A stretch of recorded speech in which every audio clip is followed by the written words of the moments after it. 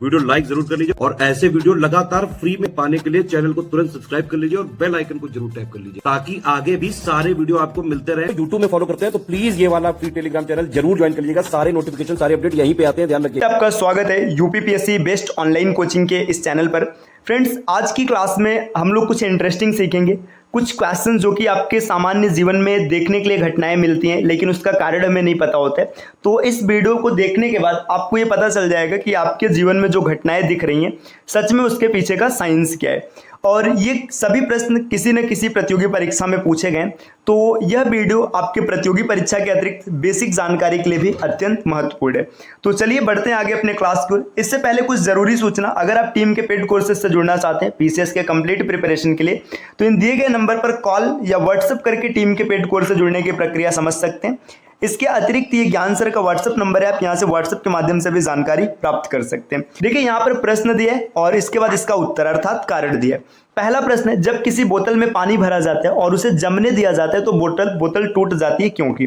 देखिए, अगर आप किसी बोतल में पानी भरकर उसे फ्रीज करेंगे अर्थात ठंडा करके जमाएंगे तो बोतल टूट जाएगा। इसके पीछे का कारण पता है क्या है? जो बर्फ का आयतन होता है ये पानी के आयतन से ज्यादा होता है, अर्थात पानी जमने पर फैलता है। मतलब जब पानी को बर्फ बनाएंगे तो देखिए ऐसे समझिएगा कि आपने एक कंटेनर लिया, इसमें आपने पूरा फुल पानी भरा था, जब ये बर्फ बनेगा तो इसके ऊपर जाएगा, लेकिन बॉटल तो बंद होता है जिसके कारण वो फैल नहीं पाता और बॉटल टूट जाता है। अगला प्रश्न यहाँ पर दिया है, सड़क पर चलने की अपेक्षा बर्फ पर चलना कठिन है क्योंकि?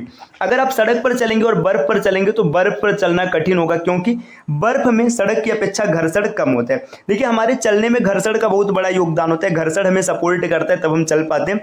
तो बर्फ पर घर्षण कम होता है जिसके कारण चलना कठिन होता है। यही आपने देखा होगा बरसात के दिनों में जब घर्षण कम हो जाता है तो व्यक्ति स्लिप करके ज्यादा गिरते हैं। अगला क्वेश्चन यहाँ पर दिया है, लोहे की कील पारे पर में क्यों तैरती है जबकि यह पानी में डूब जाती है? लोहे की कील अगर आप इसको पारे पर तैराएंगे तो तैरेगा लेकिन पानी में डूब जाएगा। इसका कारण यह कि लोहे का घनत्व तो पानी से अधिक और पारे से कम होता है। देखिए जिस पदार्थ का घनत्व तो अधिक होगा वो डूबेगा। अब जैसे मान के चलिए आपने एक पानी का बॉटल लिया या फिर पानी का एक जार लिया और आपने पारे से भरा एक जार लिया, तो पानी का घनत्व तो कम है और लोहे का ज्यादा है अर्थात लोहा डूब जाएगा। और पारे से में जब आप रखेंगे तो पारे का घनत्व तो ज्यादा, इस वजह से लोहा उसमें नहीं डूबेगा अर्थात लोहे की कील नहीं डूबेगी।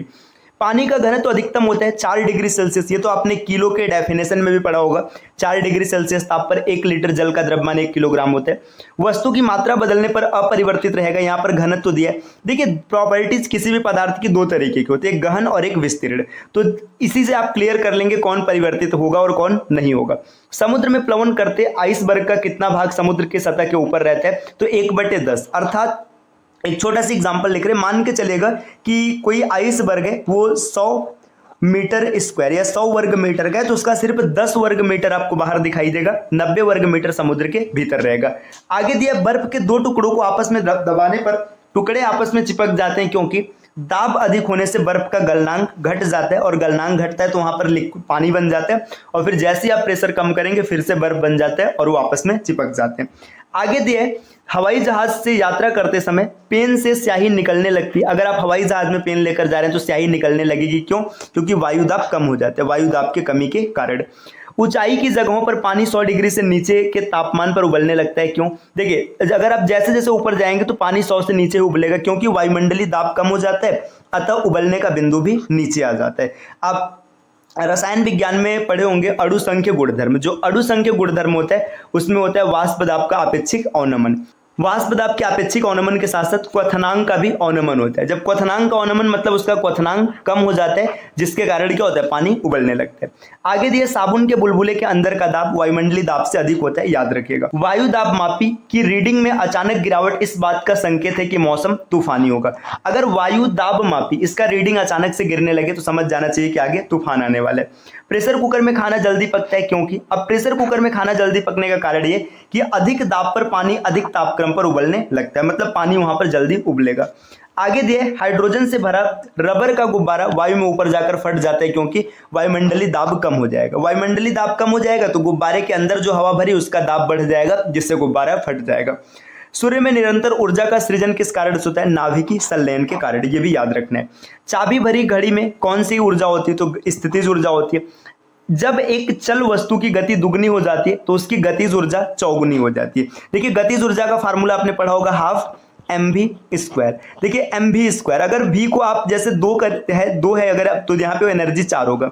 अगर आप इसको जैसे बढ़ाएंगे, से आपने 2 से 4 कर दिया तो ये 4 से 16 हो जाएगा। तो देखिए ये 2 गुना किया गया लेकिन ये 4 गुना हो गया। तो हाफ mv², अगर ये फार्मूला याद रहेगा तो आसानी से आप डिराइव कर लेंगे। आगे दिए कौन सा नियम इस कथन को वैध ठहराता है कि द्रव्य का न तो सृजन किया जा सकता और न ही विनाश किया जा सकता है। मतलब पदार्थ को न तो नष्ट किया जा सकता और न ही उत्पन्न किया जा सकता है, ये ऊर्जा संरक्षण का नियम बताता है। अगला प्रश्न यहाँ पर दिया है दोस्तों, चलिए और आगे बढ़ते हैं। देखिए यहाँ पे दिया, साइकिल चलाने वाला मोड़ लेते समय क्यों झुकता है? वह झुकता है ताकि गुरुत्व केंद्र आधार के अंदर बना रहे, जिससे वह गिरने से बच जाए। मतलब गुरुत्व केंद्र को आधार के अंदर बैलेंस करने के लिए वह झुकता है। दूध से क्रीम निकालने में कौन सा बल लगता है? अपकेंद्री बल लगता है, इसे याद रखिएगा। जब एक पत्थर को चांद की सतह से पृथ्वी पर लाया जाता है तो इसका भार बदल जाएगा परंतु द्रव्यमान नहीं। देखिए भार और द्रव्यमान की बात करेंगे। जो द्रव्यमान होता है, द्रव्यमान को हमेशा m से इंडिकेट करते हैं, जबकि जो भार होता है mg। मतलब द्रव्यमान में गुरुत्वीय त्वरण का गुणा कराएंगे तो भार मिलेगा। तो गुरुत्वीय त्वरण पृथ्वी के सतह पर अलग होता है और चंद्रमा के सतह पर अलग होता है, इसी कारण भार बदल जाएगा लेकिन द्रव्यमान कांस्टेंट होगा, क्योंकि यह पदार्थ का मूल गुण होता है। किसी लिफ्ट में बैठे हुए व्यक्ति को अपना भार कब अधिक मालूम पड़ता है? जब लिफ्ट त्वरित गति से ऊपर जा रही हो तब। अगर लिफ्ट ऊपर जा रही तो व्यक्ति को अपना भार अधिक महसूस होगा। और आगे बढ़ते हैं। देखिए एक लिफ्ट में किसी व्यक्ति का प्रत्यक्ष भार वास्तविक भार से कम होता है जब लिफ्ट, देखिए यहाँ पे प्रत्यक्ष जो भार है वो वास्तविक भार से कम होगा जब लिफ्ट त्वरण के साथ नीचे आ रही होती है तब। पृथ्वी के गुरुत्वाकर्षण का कितना भाग चंद्रमा के गुरुत्वाकर्षण के सबसे नजदीक है? अर्थात पृथ्वी का गुरुत्वाकर्षण चंद्रमा के गुरुत्वाकर्षण के कितना करीब है? तो 1/6। अर्थात पृथ्वी का गुरुत्वाकर्षण और चंद्रमा के गुरुत्वाकर्षण में 1/6 का रेशियो होता है। मतलब चंद्रमा का गुरुत्वाकर्षण पृथ्वी के गुरुत्वाकर्षण का 1/6 होता है। लोलक की कालावधि जो है ये लंबाई के ऊपर निर्भर करती है। अर्थात एक लोलक की अवधि क्या होगी, टाइम पीरियड क्या होगा, ये निर्भर करता है उसके लंबाई पर। लोलक घड़ियां गर्मियों में सुस्त हो जाती हैं क्योंकि, देखिए जो लोलक घड़ी है गर्मी में सुस्त क्यों हो जाती है? क्योंकि लोलक की लंबाई बढ़ जाती है जिससे दोलन में लगा समय भी बढ़ जाता है। और आगे बढ़ेंगे, यहाँ पर दिया है किसी सरल लोलक की लंबाई 4% बढ़ा दी जाए तो उसका आवर्तकाल 2% बढ़ जाएगा। अब पार्श्व विकृति और अनुदैर्ध्य विकृति के अनुपात को पॉइसन अनुपात कहते हैं, ये याद रखिएगा। वर्षा की बूंद गोलाकार होती है सतह तनाव के कारण, तो आपको सीधा याद रखना है कि वर्षा की बूंद गोलाकार होती है तनाव के कारण। तेल दीप की बत्ती में तेल के कारण ऊपर उठता है। देखो यहाँ पे जो तेल दीप की बत्ती या फिर ऐसे समझिएगा जो लालटेन है उसमें तेल किसके कारण ऊपर उठता है? तो केशिका क्रिया होता है, केशिका क्रिया के कारण ये ऊपर उठता है। श्यानता की इकाई है पॉइज, साधारण सा पॉइंट है। उत्प्लावकता से संबंधित वैज्ञानिक है आर्कमिडीज। आर्कमिडीज ने उत्प्लावकता का सिद्धांत दिया था। महान वैज्ञानिक आर्कमिडीज संबंधित थे, ये ग्रीस से, अर्थात ग्रीस देश से इनका संबंध था। ध्वनि तरंगों की प्रकृति होती है अनुदैर्ध्य। देखिए तरंगों की प्रकृति 2 प्रकार की होती है, अनुदैर्ध्य और अनुप्रस्थ। तो इसमें जो ध्वनि तरंग है वो अनुदैर्ध्य प्रकृति की होती है। अपने उड़ान पथ में अवरोधकों की पहचान के लिए चमगादड़ तरंगों में से कौन सी एक तरंग का उपयोग करते हैं? पराश्रव्य तरंग। पराश्रव्य तरंग के द्वारा चमगादड़ ये पहचान लेते हैं या जान जाते हैं कि उनके आगे कौन सा अवरोध आने वाला है। आगे बढ़ते हैं। देखिए यहाँ पर दिया पराश्रव्य वे ध्वनियां हैं जिनकी आवृत्ति होती है। तो पराश्रव्य ध्वनियों की बात करेंगे तो इनकी आवृत्ति 20,000 हर्ट्ज से अधिक होती है। ध्वनि तरंगे लंबवत होती हैं। श्रव्य परिसर में ध्वनि तरंगों की आवृत्ति क्या है? 20 हर्ट्ज से 20,000 हर्ट्ज। अगर 20 हर्ट्ज से कम हर्ट्ज की ध्वनि तरंग रहेगी तो भी आप उसे नहीं सुन सकते और 20,000 से अधिक रहेगी तो भी नहीं सुन सकते। आगे दिया वायु में ध्वनि की चाल 332 मीटर प्रति सेकंड होती है। यदि दाब बढ़ाकर 2 गुना कर दिया जाए तो ध्वनि की चाल में क्या परिवर्तन आएगा? तो देखिए जो ध्वनि का चाल है ये दाब पर निर्भर नहीं करता है। तो दाब आप 2 गुना कर दीजिए, 4 गुना कर दीजिए, लेकिन जो ध्वनि की चाल रहेगी 332 मीटर प्रति सेकंड ही रहेगी। ध्वनि की चाल अधिकतम होती है किसमें? इस्पात में। अगर इस्पात की बात करेंगे अर्थात स्टील में सबसे ज्यादा ध्वनि का चाल होता है। वायु में ध्वनि का वेग है लगभग 332 मीटर प्रति सेकंड, ये भी याद रखना। 100 डेसिबल का शोर किस स्तर किसके संगत होगा? किसी मशीन की दुकान से आने वाला शोरगुल। आगे दिया यदि सितार और बांसुरी को एक ही स्वर पर बजाया जाए तो इनसे उत्पन्न ध्वनि का भेद किसके अंतर के कारण किया जा सकता है? केवल ध्वनि गुणता के कारण। नेक्स्ट और आगे बढ़ते हैं। एक जेट वायुयान 2 मैक के वेग से हवा में उड़ रहा है। जब ध्वनि का वेग 332 मीटर है तो वायुयान की चाल कितनी होगी? 664 मीटर प्रति सेकंड। ध्वनि तरंग किसके कारण प्रतिध्वनि उत्पन्न करते हैं? परावर्तन। जो इको उत्पन्न होता है, इको, ये परावर्तन के कारण उत्पन्न होता है। अच्छा पॉइंट है, आप इसे याद रखिएगा, पेपर में आ सकता है। सोनार अधिकांशतः प्रयोग में लाया जाता है। सोनार की बात करेंगे, सोनार का पहले फुल फॉर्म याद रखिएगा, साउंड नेविगेशन एंड रैंकिंग, है ना। यहाँ पे मैं नाम इसका फुल फॉर्म लिख दे रहा हूँ, साउंड नेविगेशन, नेविगेशन की मीनिंग ये होगी एंड रैंकिंग, है ना। तो ये आपको फुल फॉर्म याद रखना है। देखिए कई बार क्वेश्चन फुल फॉर्म में बन जाता है कि सोनार का फुल फॉर्म क्या होता है। ये यूज किया जाता है नौ संचालकों द्वारा, अर्थात समुद्र में डूबी वस्तुओं को पता लगाने के लिए सोनार का उपयोग किया जाता है। किसी ध्वनि स्रोत की आवृत्ति में होने वाले उतार चढ़ाव को कहते हैं डॉपलर प्रभाव। पास आती हुई रेलगाड़ी की सीटी की आवृत्ति या तीक्ष्णता बढ़ती है, ऐसा किस घटना के कारण होता है? तो डॉपलर प्रभाव। भी जस्ट पहले आपने देखा है कि ध्वनि में उतार चढ़ाव, तो डॉपलर इंपैक्ट इसको कहते हैं। आगे दिया आणविक संचलन के द्वारा उष्मा का संचरण क्या कहलाता है? संवहन। नेक्स्ट और आगे बढ़ेंगे दोस्तों, यहां पर दिया है द्रव में कौन सा उष्मा का बहुत अच्छा चालक है। तो अगर द्रव की बात करेंगे तो द्रव में उष्मा का सबसे अच्छा चालक पारा है। समान मोटाई के कपड़े की दो परतें उसके दोगुनी मोटाई के कपड़े की एक परत से अधिक उष्ण आवरण प्रदान करती है। इसका कारण ये देखिए, दोनों परतों के बीच में संपुटित वायु। इसका मतलब ये समझिएगा कि आपने एक कपड़ा लिया कुछ मोटाई का, उसका ऐसे दो परत बना दिया, और अब एक कपड़ा लीजिएगा, एक ही परत रहेगा, इससे दोगुना मोटाई रहेगा, फिर भी गर्मी इसमें ज्यादा रहेगी, इसके बीच में वायु की परत जमा हो जाएगी। ग्रीष्म काल में हमें सफेद वस्त्र धारण करने की सलाह दी जाती है, क्योंकि सफेद वस्त्र ताप का कम अवशोषण करते हैं, जिससे गर्मी कम लगेगी।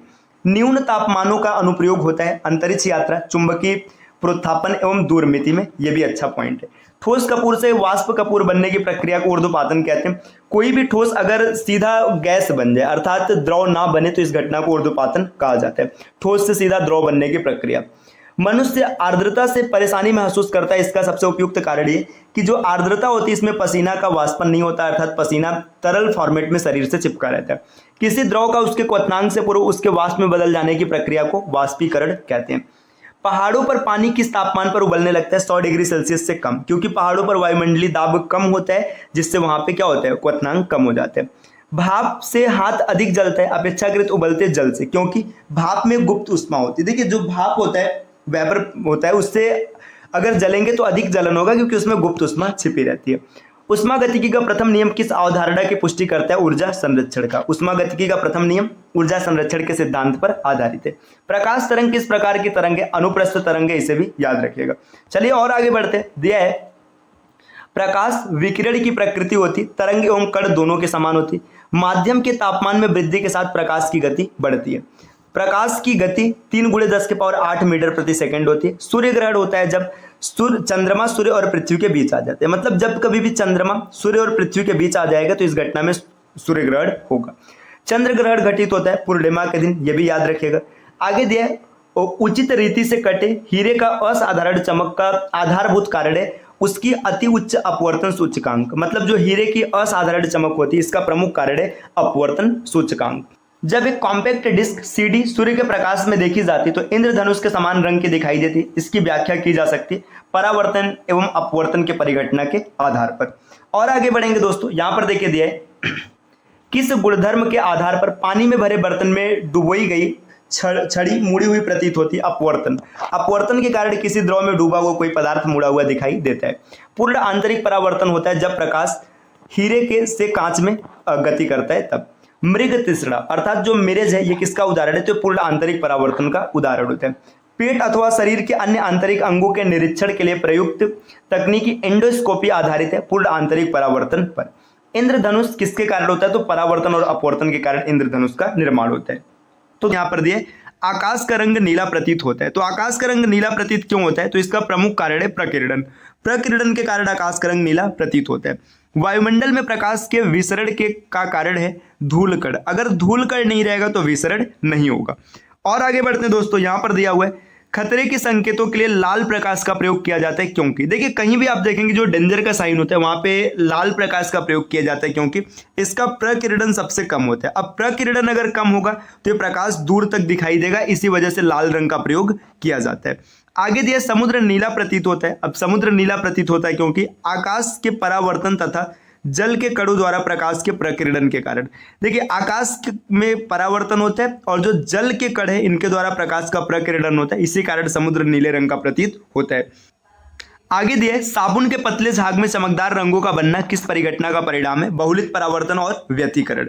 मोटर कार के पश्च दृश्य के लिए कौन सा दर्पण प्रयुक्त होता है? तो उत्तल दर्पण। देखिए जो कार होता है, बाइक होता है, इसका साइड मिरर जो होता है, साइड मिरर में उत्तल दर्पण का प्रयोग किया जाता है। दाढ़ी बनाने के लिए काम में लेते हैं अवतल दर्पण को। दाढ़ी बनाने के लिए हमेशा अवतल दर्पण का यूज किया जाता है। देखिए उत्तल दर्पण में जो प्रतिबिंब होता है ये छोटा दिखाई देता है और अवतल दर्पण में बड़ा दिखाई देता है। मानव आंख की रेटिना पर कैसा प्रतिबिंब बनता है? तो ये उल्टा और वास्तविक बनता है। पानी में हवा का बुलबुला वैसे ही काम करेगा जैसे अवतल लेंस। अगर पानी में हवा का बुलबुला बनाए तो वैसे ही काम करेगा जैसे कि अवतल लेंस करता है। किसी अपारदर्शी वस्तु का रंग उस रंग के कारण होता है जिसमें वह परावर्तित नहीं करता है। मतलब देखिए कोई भी अगर आपको रंग दिखाई दे रहा है अर्थात उस पदार्थ ने उस कलर को परावर्तित नहीं किया है। चलिए दोस्तों और आगे बढ़ते हैं। यहां पर दिया है लाल कांच को अधिक ताप पर गर्म करने पर वह दिखाई देगा। अगर लाल कांच को अगर आप अधिक गर्म करेंगे तो हरे रंग का दिखाई देगा। यह भी पॉइंट याद रखिएगा। यहां पर दिया हरा रंग। आगे दिया है प्रकाश का रंग निश्चित किया जाता है तरंग दैर्ध्य के द्वारा। यह भी पॉइंट यहां से आप याद रखिएगा। अगला पॉइंट यहां पर दिया है सबसे कम तरंग दैर्ध्य वाला प्रकाश होता है बैगनी। देखिए आगे दिया है जब प्रकाश के लाल, हरा व नीला रंगों को समान अनुपात में मिलाया जाता है तो परिणामी रंग होगा सफेद। अगला पॉइंट दिया है कैमरे में किस प्रकार का लेंस उपयोग में लाया जाता है? तो इसका उत्तर हो जाएगा उत्तल लेंस। नेक्स्ट आइरिस का क्या काम होता है? तो आंख में जाने वाले प्रकाश की मात्रा को नियंत्रित करना यह आइरिस का काम है। निकट दृष्टि दोष से पीड़ित व्यक्ति के चश्मे में प्रयोग किया जाता है अवतल लेंस। अगर निकट दृष्टि दोष होगा तो अवतल लेंस का उपयोग किया जाएगा और दूर दृष्टि दोष होगा तो उत्तल लेंस का उपयोग किया जाता है। और आगे बढ़ते हैं दोस्तों। यहां पर दिया है दूरदृष्टि दोष के निवारण में काम में लेते हैं। देखो इस पॉइंट की चर्चा हम लोग पहले ही कर चुके हैं। अगर दूरदृष्टि दोष रहेगा तो उसमें उत्तल लेंस का प्रयोग किया जाएगा। नेक्स्ट यहां पर दिया दूरबीन का आविष्कार किया था गैलीलियो ने। अच्छा पॉइंट है।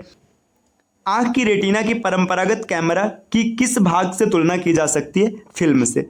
नेक्स्ट किसी आवेशित चालक का संपूर्ण आवेश उसके बाहरी पृष्ठ पर रहता है। वस्तुओं का आवेशन किसके स्थानांतरण के परिणाम स्वरूप होता है? तो आवेशन इलेक्ट्रॉन के स्थानांतरण के परिणाम स्वरूप होता है। दो स्थिर आवेशों के बीच लगने वाला बल उनकी मात्राओं के गुणनफल के अनुक्रमानुपाती तथा उनके बीच के दूरी के वर्ग के व्युत्क्रमानुपाती होता है। यह नियम है कूलॉम का नियम। देखिए यहाँ पे कूलम्ब लिखा है, ये इंग्लिश में लिखा गया, हिंदी में कूलॉम कहते हैं।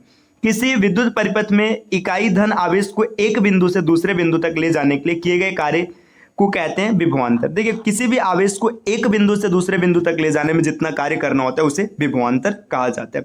दोस्तों और आगे बढ़ेंगे। यहाँ पर दिया सर्वाधिक विद्युत चालकता वाला तत्व कौन सा है? तो ये चांदी होता है। अति चालकता का लक्षण है उच्च पारगम्यता। अगर उच्च पारगम्यता होगा तो अत्यधिक चालक रहेगा। अधातुएं विद्युत की कुचालक होती हैं क्योंकि उनमें मुक्त इलेक्ट्रॉन नहीं होते। तांबा मुख्य रूप से विद्युत चालन के लिए प्रयोग किया जाता है क्योंकि इसकी विद्युत प्रतिरोधकता बहुत कम होती है अर्थात निम्न होती है। आपस में जुड़ी दो आवेशित वस्तुओं के बीच विद्युत धारा नहीं बहती है यदि वे होती हैं समान विभव पर। अगर उनका पोटेंशियल समान कर दिया जाए, विभव समान कर दिया जाए तो उनमें धारा प्रवाह नहीं होगा। प्रत्यावर्ती धारा को दिष्ट धारा में परिवर्तित करने वाली युक्ति को कहते हैं रेक्टिफायर। देखिए रेक्टिफायर का काम होता है एसी को डीसी में परिवर्तित करना। ठीक, अब इसके बाद देखिए डीसी को एसी में जो परिवर्तित करता है वो इन्वर्टर होता है और ट्रांसफार्मर एसी को एसी में ही रखता है, बस उसके पोटेंशियल को चेंज कर देता है। देखिए और आगे बढ़ेंगे। देखिए यहां पर दिया हुआ है विद्युत फिटिंग्स में एक तार को भू संपर्कित किया जाता है। इसका कारण है यदि लघु पतन हो जाए तो धारा भूमि में चली जाएगी। घरों में लगे पंखे बल्ब आदि लगे होते हैं समांतर क्रम में। अच्छा पॉइंट है, याद रखना। यदि किसी चालक के सिरों के बीच विभवांतर उसमें बहने वाली धारा के समानुपाती होता है तो यह नियम किसका नियम है? ओम का नियम। देखिए सीधा सीधा यहाँ पे विभवांतर और उसमें धारा मतलब V प्रोपोर्शनल टू I।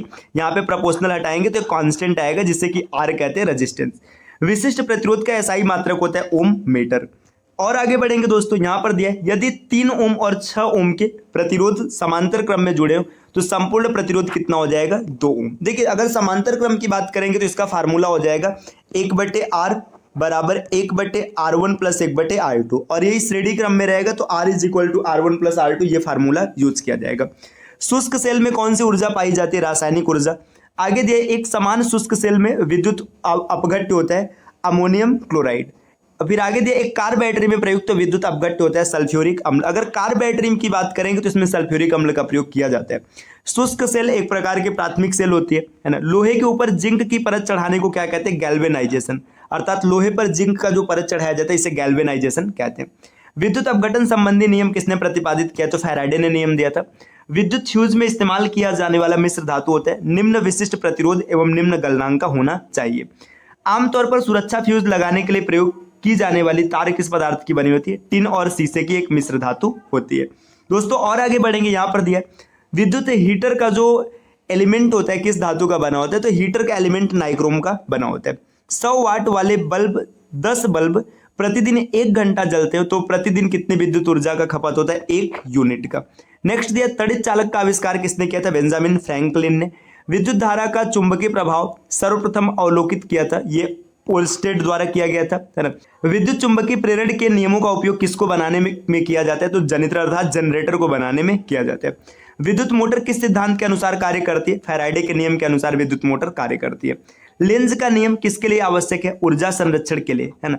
परमाणु में के नाभिक में होते हैं प्रोटॉन और न्यूट्रॉन। देखिए इलेक्ट्रॉन परमाणु नाभिक में नहीं होते। न्यूट्रॉन की खोज किया था चैडविक ने, है ना। अगर इलेक्ट्रॉन की बात करेंगे तो ये जे टॉमसन ने किया था और प्रोटॉन की बात करेंगे तो रदरफोर्ड ने किया था। और आगे बढ़ते हैं दोस्तों, यहाँ पर देखिए क्या दिया, परमाणु क्रमांक, एटॉमिक नंबर की बात कर रहे हैं तो परमाणु क्रमांक होते हैं नाभिक में उपस्थित प्रोटॉनों की संख्या।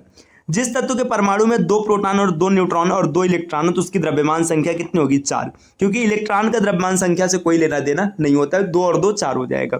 नाभिक का आकार होता है 10⁻⁻15 मीटर, इसे फर्मी भी कहा जाता है, 1 फर्मी भी आप बोल सकते हैं। चलिए दोस्तों और आगे बढ़ते हैं, यहाँ पर दिए पॉजिट्रॉन की खोज किसने की थी? तो एंडरसन ने पॉजिट्रॉन की खोज की थी, अच्छा पॉइंट है, याद रखिएगा। हाइड्रोजन परमाणु के न्यूक्लियस में प्रोटॉन की संख्या कितनी होती है? 1, अर्थात हाइड्रोजन के नाभिक में 1 प्रोटॉन होते हैं।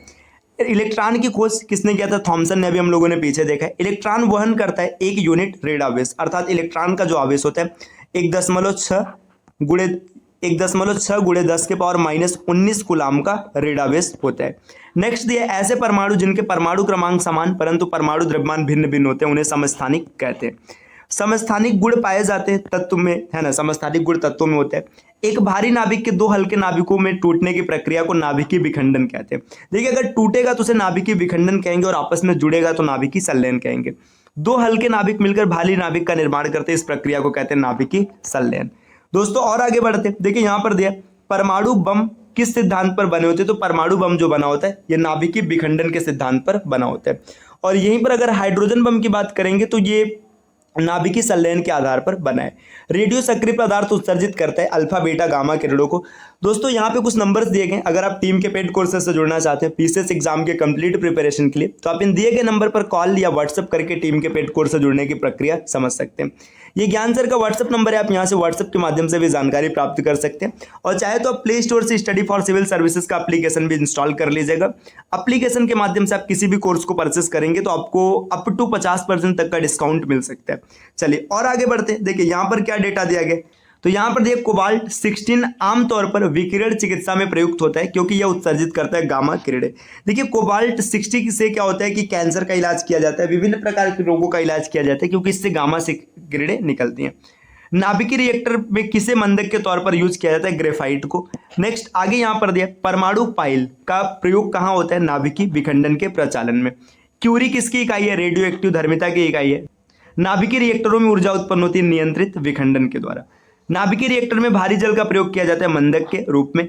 द्रव्यमान ऊर्जा संबंध किसका निष्कर्ष है? सापेक्षता की विशिष्ट सिद्धांत, ये आइंस्टीन ने दिया था, इसे भी आप याद रखिएगा। दोस्तों और आगे बढ़ते हैं, देखिए यहाँ पर और कुछ प्रश्न दिए गए, अगर आगे बढ़ेंगे तो यहाँ पर दिया डायोड वह प्रयुक्ति है जो धारा को एक दिशा में प्रवाहित होने देती है, मतलब अर्थात डायोड के द्वारा क्या होता है, धारा को कंट्रोल किया जाता है सिर्फ एक दिशा में प्रवाहित होने के लिए। राडार का उपयोग किस लिए किया जाता है? जहाजों वायुयानों आदि को ढूंढना एवं मार्ग निर्देश के लिए। त्रिविमी चित्र किसके द्वारा लिया जाता है? होलोग्राफी के द्वारा, अर्थात होलोग्राफी के द्वारा 3D फिगर्स प्राप्त किए जाते हैं। और आगे बढ़ेंगे, यहाँ पर दिया ब्रह्मांड प्रसारित हो रहा है, यह प्रमाण सर्वप्रथम किसने दिया था? एडविन हब्बल ने दिया था कि ब्रह्मांड प्रसारित हो रहा है। ग्रहों की गति का नियम किसने प्रतिपादित किया? तो कैप्लर ने प्रतिपादित किया है। पृथ्वी तथा अन्य ग्रह की सूर्य के चारों ओर चक्कर लगाते, यह सबसे पहले किसने प्रमाणित किया था? तो कॉपरनिकस ने, अर्थात कॉपरनिकस ने सबसे पहले बताया था कि सूर्य स्थित है और पृथ्वी और जितने ग्रह वो सूर्य के चारों ओर चक्कर लगाते हैं। ब्रह्मांड में सबसे अधिक मात्रा में कौन सा तत्व पाया जाता है? तो हाइड्रोजन। सबसे अधिक मात्रा में कौन सा तत्व है? हाइड्रोजन। देखिए यहाँ पे ब्रह्मांड की बात की गई है, वायुमंडल की बात नहीं की गई। अगर वायुमंडल कहता तो आप नाइट्रोजन को उत्तर देते, है ना। आगे दिए तारों व सूर्य में की ऊर्जा का स्रोत है नाभिकीय संलयन। तारों व आकाशगंगा का व्यास मापने के लिए प्रयुक्त होता है इंटरफेरोमीटर। तो ये भी याद रखिएगा, अच्छा है कि तारों और अगर आकाशगंगा की व्यास की बात करेंगे तो इंटरफेरोमीटर से मापा जाता है। चलिए दोस्तों और आगे बढ़ते हैं। यहाँ पे दिया दो ग्रह जिनका कोई उपग्रह नहीं, तो बुध और शुक्र ऐसे दो ग्रह हैं जिनके कोई उपग्रह नहीं है। किस ग्रह के सबसे अधिक उपग्रह हैं? तो बृहस्पति के। किस ग्रह का घनत्व तो पानी से कम है और पानी में डाल देने पर वो तैरने लगेगा? तो शनि ग्रह है। सूर्य के सबसे निकट का तारा है प्रोक्सिमा सेंचुरी, है ना। इसे याद रखिए कि यहाँ पे सेंचुरी लिखा है, ये सेंचुरी होगा, मतलब यह अंग्रेजी से लिखने में ऐसा हुआ है। नेपच्यून की खोज की थी, ये गैले ने किया था, है ना। कौन सा एक तारा पृथ्वी के सर्वाधिक समीप है? सूर्य है। सौर परिवार में क्षुद्र ग्रह की एक ऐसा क्षेत्र है जो कक्षाओं के बीच में विद्यमान है, तो मंगल और बृहस्पति। ऐसे ये पूछा जा रहा है कि जो एस्टेरॉइड बेल्ट है वो कहाँ पाया जाता है? मंगल और बृहस्पति के बीच। हैली का धूमकेतु सूर्य की परिक्रमा करता है 76 वर्षों में। पृथ्वी सूर्य का एक चक्कर कितने समय में पूरा करती है? 365.25 दिन। यही जो 2.2525 है 4 वर्षों में मिलकर एक दिन एक्स्ट्रा बना देता है, जिससे लीप ईयर देखने के लिए मिलता है। और आगे बढ़ेंगे दोस्तों। मीथेन जिसके वायुमंडल में उपस्थित है उसे क्या कहते हैं? बृहस्पति। तो बृहस्पति के वायुमंडल में मीथेन है ना। आगे दिया रिकॉर्ड करने और रिकॉर्ड की हुई डिटेक्शन को पुनः रिप्रोड्यूस करने के लिए उपयुक्त उपकरण कहते हैं डिक्टाफोन। नेक्स्ट दिया है सापेक्षता का सिद्धांत दिया था आइंस्टीन ने। ध्वनि की अभिलक्षण त्वरण है जो निर्भर करता है। देखिए बताया जा रहा है कि जो ध्वनि का अभिलक्षण है ये त्वरण है, मतलब पिच है, जो निर्भर करता है उसके आवृत्ति पर। आगे दिया अभिदृश्यक की फोकस दूरी का नेत्रिका की फोकस दूरी से अनुपात किसके लिए 1 से अधिक होता है? दूरदर्शक के लिए। गर्म मौसम में रखा पंखा आराम का एहसास दिलाता है क्योंकि हमारा पसीना द्रुतता अर्थात शीघ्रता से वाष्पित होता है। देखिए पसीना जितना जल्दी वाष्पित होगा उतना ही आपको आराम महसूस होगा। कास्मिक किरणें हैं आवेशित तथा अनावेशित दोनों प्रकार की। कास्मिक किरणें दोनों प्रकार की होती हैं। जल से भरे एक बीकर में एक सिक्का ऊपर उठा प्रतीत होता है। यह परिघटना किस गुण के कारण होता है? तो प्रकाश के अपवर्तन के कारण। देखिए पानी में अगर आप कोई भी बर्तन डाल दीजिए, कोई भी पदार्थ पानी में गिरा होगा तो ऊपर उठा हुआ दिखाई देगा, ये अपवर्तन के कारण होता है। एक सांवली त्वचा का व्यक्ति एक गोरी त्वचा की व्यक्ति की तुलना में अधिक गर्मी एवं अधिक सर्दी अनुभव करेगा। मतलब देखिए एक व्यक्ति है जिसकी त्वचा सांवली है ना, एक व्यक्ति जिसकी त्वचा गोरी है, तो जो व्यक्ति सांवला है उसे गर्मी भी ज्यादा लगेगा और सर्दी भी ज्यादा लगेगा। चलिए और आगे बढ़ते हैं। यहाँ पर देखिए क्या दिया हुआ है, कौन सा एक न्यूनतम ताप द्योतित करता है 1 केल्विन मापक्रम पर, है ना। तो 1 केल्विन मापक्रम पर सबसे कम ताप आएगा। यदि एक पिंड सरल आवर्त में गतिशील हो तो वेग और त्वरण में कलांतर कितना होगा? 90 डिग्री। देखिए एक जो सरल पिंड है आवर्त गति से गतिशील है, तो इसके जो त्वरण और वेग का कलांतर है इसका ये मतलब फेज डिफरेंस होगा 90 डिग्री। एक पिंड ऊर्ध्वाधर दिशा में ऊपर प्रक्षेपित किया जाता है, वह पुनः धरातल पर गिरता है, इसकी स्थितिज ऊर्जा सर्वाधिक ऊंचाई पर अधिकतम होगी। मतलब जब एकदम ऊंचाई पर होगा तो वहां पे स्थितिज ऊर्जा सबसे अधिक होगी। उष्मा के सर्वोत्तम और निकटतम चालक क्रमशः है चांदी और सीसा। मतलब जो उष्मा का सर्वोत्तम चालक है वो चांदी है और जो न्यूनतम चालक है वो क्या है? सीसा है। नेक्स्ट दिया मोटर कार में शीतलन यंत्र अर्थात जो रेडिएटर होता है किस सिद्धांत पर कार्य करता है? तो संवहन पर। नेक्स्ट दिया हुआ है अत्यधिक ऊंचाइयों पर भोजन बनाने के लिए प्रेशर कुकर बेहतर है क्योंकि जल का क्वथनांक निम्नतर वायुमंडलीय दाब के कारण कम हो जाता है।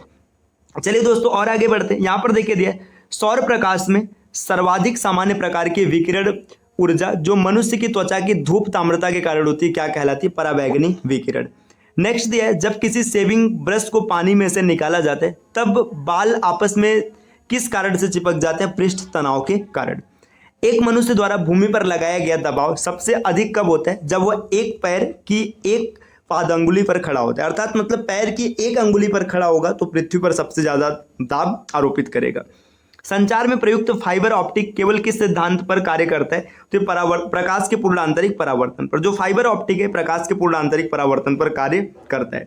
दोस्तों और आगे बढ़ेंगे। यहाँ पर दिया है सीवी रमन को किस क्षेत्र में कार्य करने के लिए नोबेल पुरस्कार से सम्मानित किया गया था? प्रकाश के प्रकीर्णन के क्षेत्र में।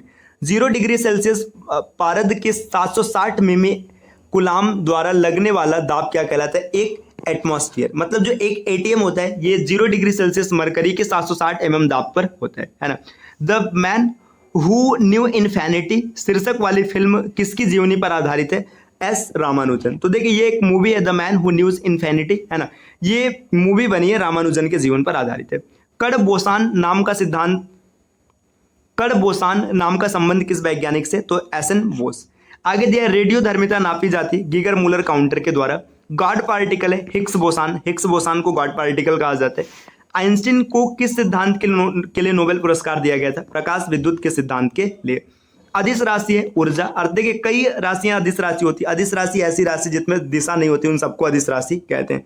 जैसे चाल हो गया, दूरी हो गया, है ना, ये सब अदिश राशि है। अब यहाँ पे दिया सदिश राशि है, जिनमें मतलब देखिए ऐसी राशि जिनमें परिमाण के साथ साथ दिशा भी होता है, उसे सदिश राशि कहते हैं। जैसे विस्थापन हो गया, वेग हो गया, है ना, ये सब त्वरण हो गया, ये सब सदिश राशि है। पदार्थ के संवेग और वेग के अनुपात में कौन सी भौतिक राशि प्राप्त की जाती है? द्रव्यमान। देखिए आप अगर वेग और संवेग का अनुपात देखेंगे, देखिए वेग जो होता है v होता है, संवेग होता है m भी। अगर दोनों का भाग करेंगे तो v से v कट जाएगा, आपको वेग में द्रव्यमान मिलेगा। शून्य से स्वतंत्र रूप से गिरने वाली वस्तु का त्वरण क्या होता है? समान होता है। जब 2 किग्रा वाले द्रव्यमान पर 5 न्यूटन का बल लगाया जाता है तो इसके त्वरण की बात करेंगे तो फार्मूला सीधा सीधा होता है F = ma। यहां से आप भाग कर लेंगे तो a की वैल्यू आपको 2.5 मिल जाएगी। नेक्स्ट दिया कॉस्मिक किरणों की खोज किसने की थी? तो विक्टर हेस ने किया था, ये भी आप याद रखिएगा दोस्तों। और आगे बढ़ेंगे, यहां पर देखिए क्या दिया, राडार के आविष्कारक थे तो रॉबर्ट वाटसन। रॉबर्ट वाटसन ने राडार को निर्मित किया था। रॉकेट किस सिद्धांत पर कार्य करता है? तो संवेग संरक्षण के सिद्धांत पर। अश्व यदि एकाएक चलना प्रारंभ कर दे तो अश्वारोही के गिरने की आशंका का कारण है विश्राम जड़त्व। चलती हुई बस जब अचानक ब्रेक लगती है तो उसमें बैठे हुए यात्री आगे की दिशा में गिरते हैं। इसको किसके द्वारा समझाया जा सकता है? न्यूटन का पहला नियम। बल का गुणनफल है बल किसका गुणनफल है? आगे दिया बल का गुणनफल, मतलब ये पूछा जा रहा है कि बल किसका गुणनफल है? तो द्रव्यमान और त्वरण का। फार्मूला आसान होता है, F = ma। शरीर का वजन ध्रुवों पर अधिकतम होता है। चलिए दोस्तों और आगे बढ़ते हैं। अच्छा देखिए यहाँ पे फिजिक्स के क्वेश्चंस खत्म होते हैं, तो ये कुछ क्वेश्चन थे जिनका डिस्कशन हम लोगों ने किया है। आगे रसायन विज्ञान शुरू हो रहा है तो इसको हम लोग भी अगले क्लास में डन करेंगे। मिलते हैं आपसे नेक्स्ट वीडियो में कुछ नए कॉन्सेप्ट के साथ, तब तक के लिए नमस्कार।